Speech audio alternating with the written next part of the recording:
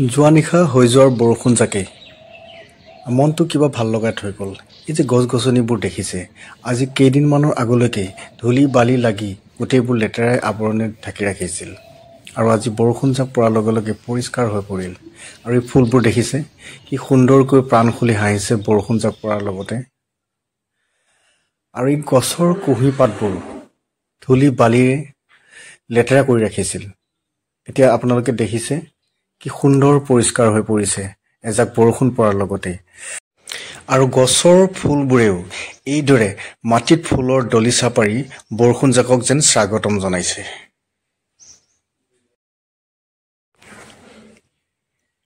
আৰু এই ধানবোৰ যে দেখিছে, ধানবোৰ আজি কেইদিনমানৰ আগলৈকে ইয়াৰ গুৰিবোৰ শুকাই পৰিছিল, কিন্তু যোৱা নিশা হৈ যোৱাৰ বৰষুণ জাকত গোটেই ধাননি পথাৰবোৰত পানী চলচলীয়া হৈ পৰিল, যেন ধানবোৰেও নতুন ৰূপ পাইছে।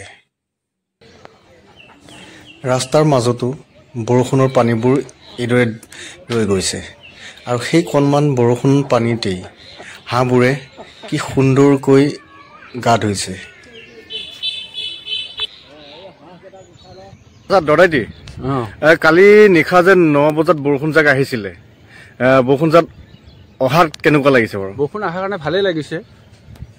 বিশেষকৈ ধানৰ কাৰণে বহুত এটা কাম কৰিছে। সাৰৰ আৰু পানী দিবলগীয়া হোৱা নাই, তলত গুৰিত ধুনীয়া পানী হৈ গৈছে।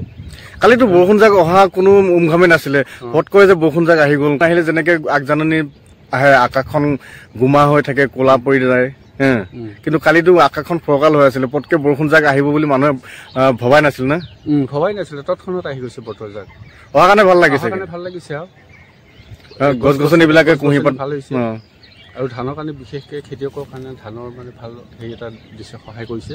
পানী হৈছে, তাৰ লগতে সাৰটো কাম কৰিব। এতিয়া যদি ৰ'দ দি আছিলে, ৰ'দৰ কাৰণে সাৰটো বেছি কাম নকৰে, বতৰটো অহাৰ লগে লগে সাৰবিলাকে বেছি কাম কৰে, জাক পৰিবলৈও শক্তি এটা পায়। আৰু শক্তি এটা পায় তেতিয়া ধানৰ।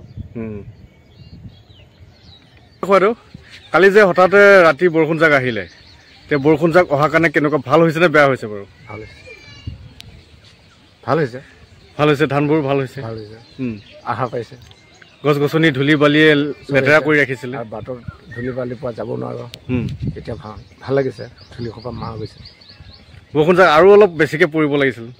এই কি কৰিবি, মানে ভগৱানক কৈছিলো, এই ভগৱানটো মানে সেইটো টাইমত পলাই গুচি গ'লগৈ। কালি যে ৰাতি হঠাতে বৰষুণ জাক আহিলে কেনেকুৱা লাগিছে? এই মজা, বঢ়িয়া লাগিছে। মানুহৰ লগতে চৰাই চিৰিকটি, গছ বন লতা ধান আদি এইবোৰেও কেৱল যেন আশা কৰি আছিলে ফাগুনৰ এজাক বৰষুণৰ বাবে, যাতে সেই বৰষুণত গছ বিৰিখৰ পাতবোৰ, ধূলিৰে আৱৰি থকা পাতবোৰ যেন পৰিষ্কাৰ হয়। আৰু যোৱাকালি অহা বৰষুণ জাকেই আপোনালোকে দেখিছে, গছ গছনি লাগি থকা সকলো ধূলি বালি ধুই এইদৰে কি সুন্দৰকৈ পৰিষ্কাৰ কৰি তুলিছে, যেন প্ৰাকৃতিক পৰিৱেশটোৱেই কিবা ভাল লগা হৈ গ'ল। আমি যিমানেই মানুহবোৰে ধান হওক বা বৃক্ষ হওক গছৰ গুৰিত পানী নিদিওঁ কিয়, প্ৰকৃতিয়ে দিয়া সেই বৰষুণ জাকৰ পানীৰ নিচিনা কেতিয়াও হ'ব নোৱাৰে। বৰষুণ, যাৰ নামেই বৰষুণ, এচাক বৰষুণ জাক পৰাৰ লগে লগে গছ বিৰিখৰ কুঁহি পাতবোৰ কি সুন্দৰকৈ মেলিছে, প্ৰাণ খুলি হাঁহিছে, পৰিষ্কাৰ, গোটেই পৰিৱেশটোৱে পৰিষ্কাৰ হৈ পৰিছে। বৰষুণ জাক অহাৰ লগতেই যেন সকলোৱে মতলীয়া হৈ পৰিছে। আৰু এই ফুলবোৰ চাওকচোন, বৰষুণ জাক অহাৰ পাছতেই কিমান উজ্জ্বল হৈ উঠিছে, যেন ফুলবোৰেও মিচিকীয়া হাঁহিৰে বৰষুণ জাকক স্বাগতম জনাইছে। সুন্দৰ শিমলু ফুলবোৰো মানুহক আকৰ্ষণ কৰি তুলিছে বৰষুণ জাক অহাৰ পাছতে।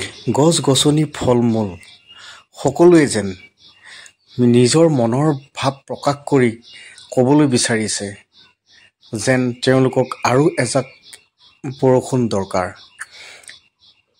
আৰু এই ফুলবোৰ যে দেখিছে, ফুলবোৰে তেওঁলোকৰ মিচিকীয়া হাঁহি, তেওঁলোকৰ ভাষাৰে বৰষুণ জাকক আমন্ত্ৰণ জনাইছে।